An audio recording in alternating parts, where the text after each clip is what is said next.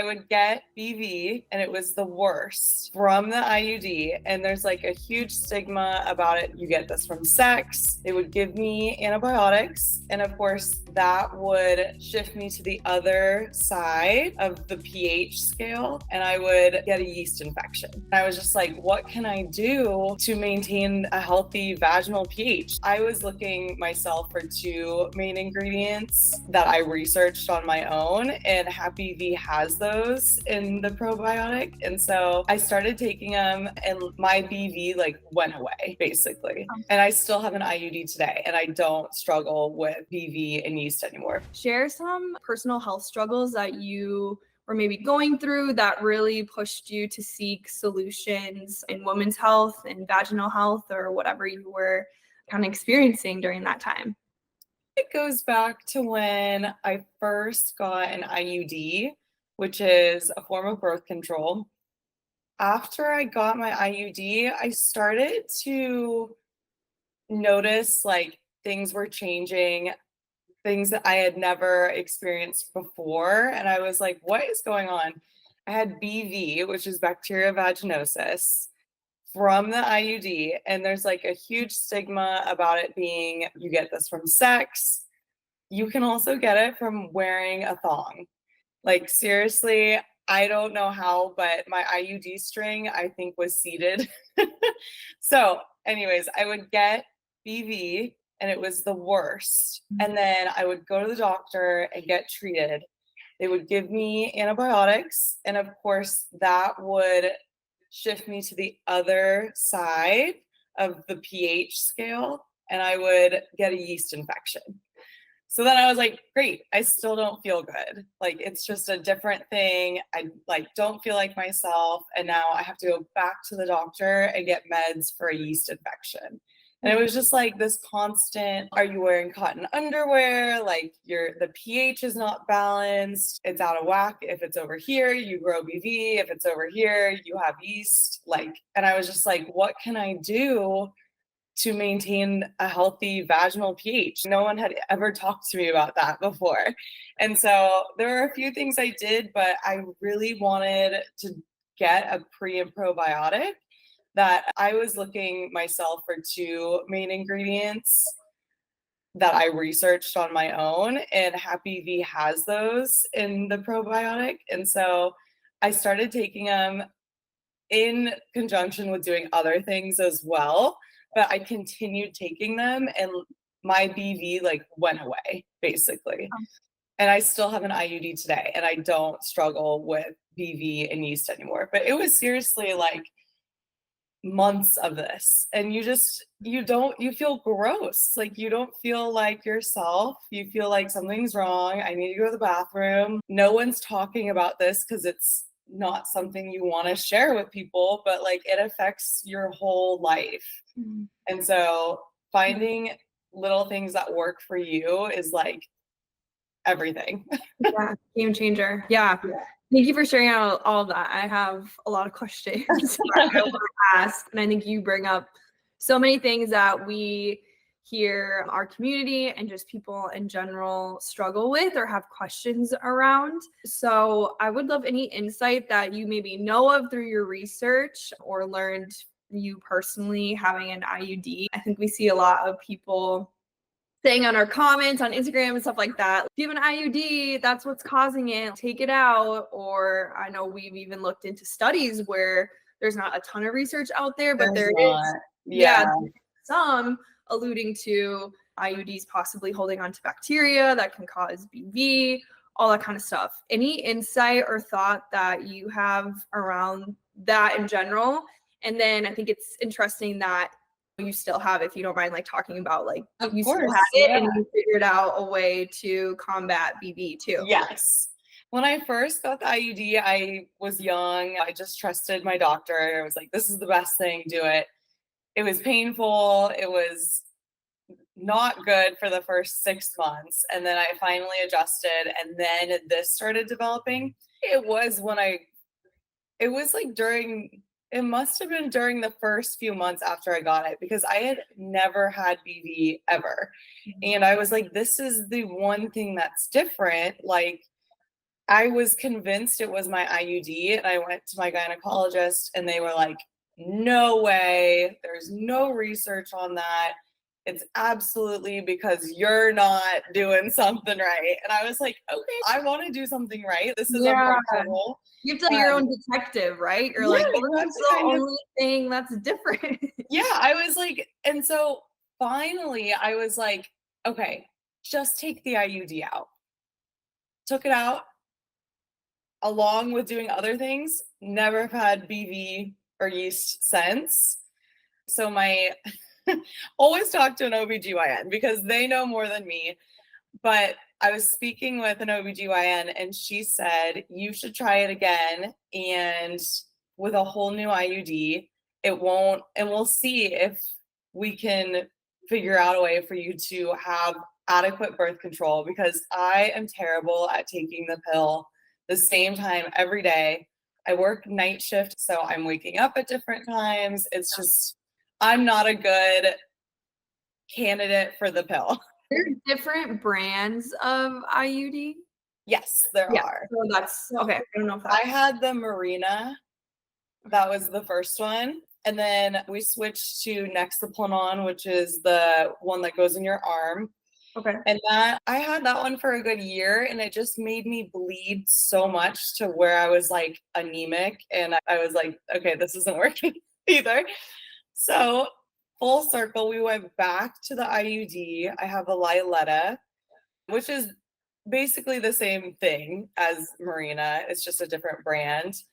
But I think maybe because of how it was placed, or I developed an infection around the strings and the strings held on to that infection. And so no matter what I did to treat my vaginal flora, it was always going to be reintroduced. So I am convinced that it was the IUD.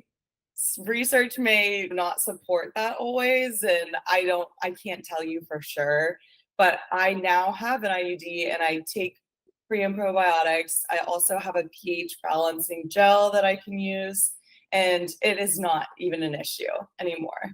Wow. Like it makes me sad that I struggled for so long trying to figure out like Yeah. what was wrong. How long were you struggling with that? At least a year and a half.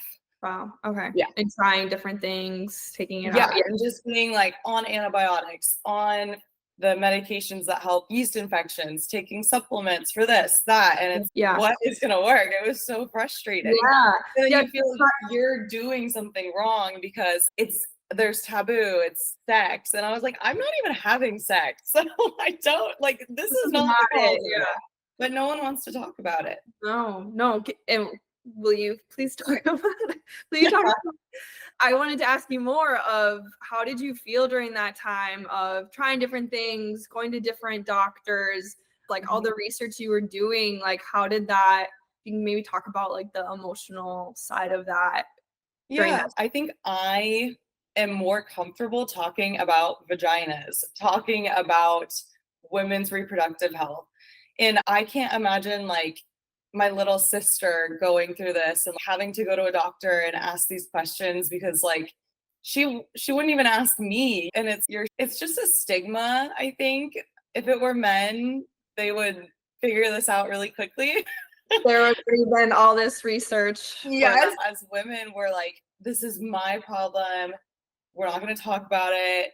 It's gross. No one understands. No one can relate. And I think that's not how it should be. We should be able to like openly talk about this. I remember going to my mom and being like, have you ever had BV? And she's, no, I've never even had a UTI. I don't know what you're talking about. And so I was like, okay, I know I'm not the only one who's experiencing this. So we need to figure out how to help. Yeah, and that's awesome that you went to your mom and like even had that relationship to be able to ask her and stuff. But we get messages from people who teenagers who are maybe 12, 15, and they're like, I don't have someone to talk to. I don't know who to talk to. Any from your experience, and again, just some knowledge in the health field, what would you say to those individuals that feel like they don't have someone to talk to, or where should they go?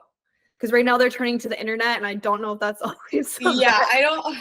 the best thing to do always is to go see a doctor. The doctor is not whoever you see, an OBGYN, an NP, go to urgent care, whoever is a professional healthcare worker. They see this all the time. You are not special, which is a good thing. They want to help you, and so do companies like you guys, Happy V. We want everyone to feel like themselves, and you shouldn't be struggling alone. I don't know if I would go as far as taking it upon yourself to research, and unless you like have access to good medical studies, and kind of a lot of the internet is just, oh, buy this, buy that, and that's not really the best place to go. I would always go to a doctor, be honest about your symptoms, no matter how gross. I promise they've heard worse. And if it's not something a young woman wants to live with. So and you can always ask for a female provider. Like if that's what makes you uncomfortable, ask for a female provider. They will understand personally and professionally what's going on. Yeah, that's great. Yeah. And I think just to add on to that too, if you don't know how to get to the doctor first, ask a trusted adult in your life and they will help connect you. If you're in high school, talk to your school nurse or someone, Absolutely. a guidance counselor there. That was just my one little piece I wanted to add. Of course, yeah. Some people don't feel comfortable to talk to their parents, or just the different taboos around I did something, or I'm dirty or nasty, just all that stuff that we hear all the time. But and I love what you said, like it's more common than you think, and nothing is wrong with you. I think that's awesome. It needs to be said. Also, okay, I want to go back. You had a great point on what you were going through with the pH scale. Could you just talk about that a little bit more, and how it went from BV to yeast, and maybe just with your knowledge pH scale a little bit more? I want to look up because I don't even know. Maybe all I know is everyone kept telling me my vaginal pH was high or low. And I was like, what the heck is that? So it's a scale, and when it tips the pH in your vagina, so like we all have vaginal flora just living in our vagina. That is 100% normal. It's healthy. It's supposed to be like that. It's self-cleaning. What we can do is help keep the environment pH levels a certain way so that there's not overgrowth of one type of organism or overgrowth of another, which sounds really gross, but I promise it's normal. No, this is like science that we should have learned in high school. Yeah, in our health classes. And it's like not something you can feel like, oh, I feel like my pH is low today or whatever. So it's something you have to be consistent. Take a pre or probiotic, or there's even like gels out there. Basically, don't ever put like yogurt or anything that's not supposed to be in your vagina food like any type of garlic. I've heard crazy things, and it's basically going to throw off your pH because your body's going to be like, what the heck is this environment? And it will unfortunately grow the wrong things that naturally hang out there. So when I would get BV, it was more that bacteria vaginosis. So it was a specific type of bacteria that would thrive in a certain pH that was not normal for vaginal pH. Yeah. So then I would take an antibiotic and it would throw the pH way off to the other side. Mm-hmm. And then the bacteria was gone. That was like, we can't survive here. But then the yeast would thrive without that. So I'd get a yeast infection, which is also uncomfortable. And then you need to take medicine for that. So it was this impossible, how do I balance my pH and treat what I'm experiencing? And it's like, you have to be consistent with what you're putting in your body, AKA like probiotics, prebiotics, help your vaginal flora like thrive on its own, basically, because your body knows what it's doing. You don't need to intervene really unless something's wrong. Yes, just to throw in there, so the healthy range is 3.8 to 4.5. Great. You want to know for those watching, what your pH levels are at, you can buy strips on Amazon, the drugstore, and you can test your pH levels yourself. The instructions are there.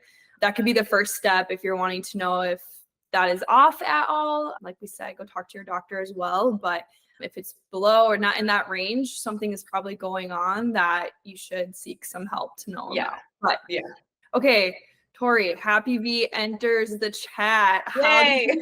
How did you hear about Happy V, and why was it important for you to take a pre and probiotic? Yeah, so I did research on my own. I found it like 2 years ago on, I think, Amazon. But I basically wanted a probiotic because you hear take a probiotic and then you hear, okay, you have to feed your probiotics by giving them prebiotics. Yeah, there's all so this like, out there that like, I can't keep up. This is too much. So this literally says on the bottle, prebiotic and probiotic. You got everything you need in there. It had the 2 things that I researched that I wanted in there that were recommended for women's health, basically, or like vaginal health. Do you remember what ingredients? I want to say, I know the one was like lactobacillus acid, basically lacto, and then the A. I remember. I was like, that is a big one that whatever probiotic you choose, I believed needed to be in there for myself, or I wanted it to be in there. So that's actually in there. And that you guys have a ton in here. I don't even know all of them. Yeah. So little plug. 7 strains that are specifically dosed at the correct dosages. And same with the CFUs. The misconception out there is that more the better. And that's not always true. The dosage and the strains that count and that matter. Yeah. Yeah. And I love that you guys know that. I'm like a trusting customer. I'm like, I don't know all of this, but I know that it helps. Yes. So how have you seen it help you in your journey? Honestly, it's mainly the BV and yeast. I haven't had an infection in over, oh goodness, I don't even remember the last time I had to like go and be treated. Which is amazing because it was like a chronic issue for me. And so taking this, I don't take it every day. I know it works best when you take it every day, but if I start to feel symptoms, I'll pick it back up, take it for a few weeks, try to take it consistently. If I miss a dose, it's okay. It's not your birth control pill that actually needs to be taken at a certain time. Yeah. It's just awesome that you're able to balance and get to a good spot where you weren't having to there was a time where I was like, I'm taking this every day to help, and now I feel like I don't need it every day, but it's still in my toolbox if I need it. Yeah, that's awesome. Is there any other, I know you mentioned a few other things, but any other besides Happy V things that you do that you know has helped your vaginal health? Maybe it's certain actions that you take, health routines, or anything else with that?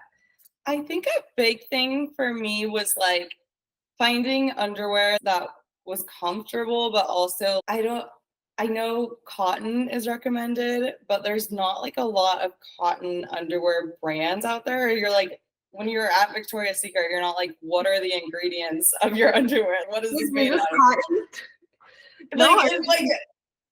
Just being aware of, if say it's really hot out and I'm really sweaty and my underwear is just hot, taking the time to change your underwear and give your vagina a chance to breathe. And little things like, I'm trying to think, there are like pH gels that you can use as like lubricant or just a refresh after your period, because that's another thing is your period actually the blood like changes the pH of your vagina too. So around your period can be a time where your pH is off. So sometimes right after my period, I will do a pH balancing. It's like I want to call it a suppository, but yeah, that you put there. Yeah, for me, with me when I take Happy V too, the pre-probiotics, I make sure I take the dosage around my period as well because tampons, pads, holding that blood up there for amount of time can definitely throw off the pH with all of that. But no, I think that's great. Like after working out or swimming or whatever, that's a really great reminder. Like you said, it's just change. It's okay. It'll take 2 seconds and it will help you. And you'll feel better too. Yes, refreshed, like you said. How would you say, maybe in a few words, that Happy V has positively impacted your life? Do you have anything to say with that? I would say it's given me confidence in like my own reproductive health, feeling like a woman. Like I feel like this is okay, and like Happy V is something I can use to help and not like feel bad about my body. I think there's a lot of shaming around vaginas and vulvas and being a woman, and really women are incredible.